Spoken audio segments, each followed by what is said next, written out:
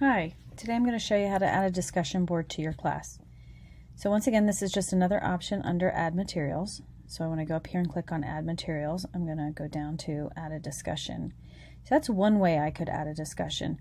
If I wanted the discussion to be at the top of the page instead of at the bottom, when you add materials, everything automatically adds to the bottom.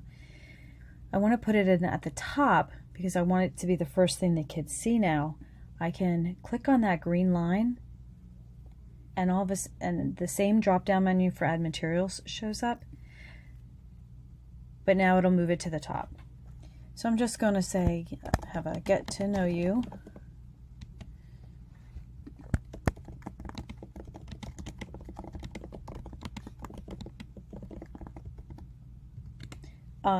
You can type in what you want for the students to complete or talk about.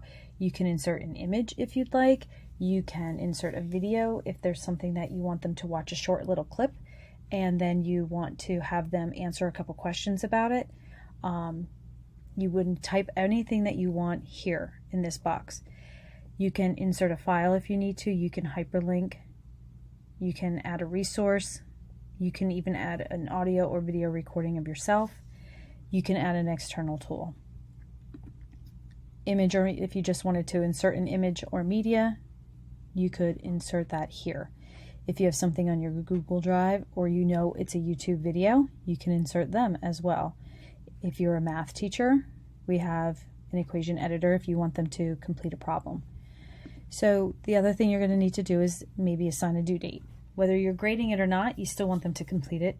So if this is a get to know you activity, our first day of school is September 8th.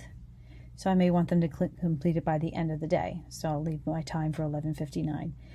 Now, you have the choice to have it be graded or not graded. If you enable grading, then your grading choices show up. So it can be category.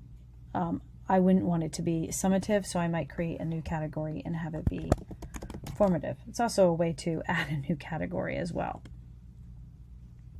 I'm not going to add any learning objectives, so I'm going to click that off.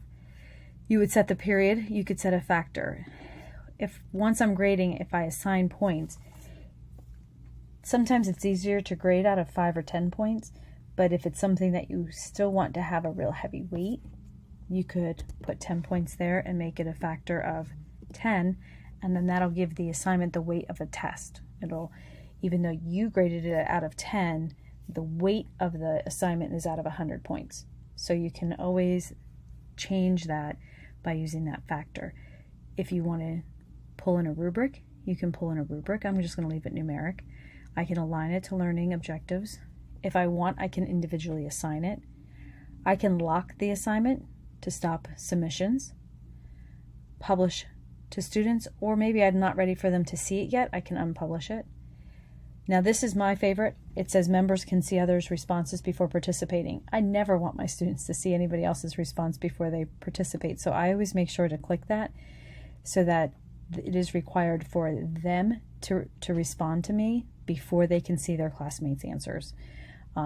Just so that it's all on them. This way there's, they're not influenced by anybody else's answers.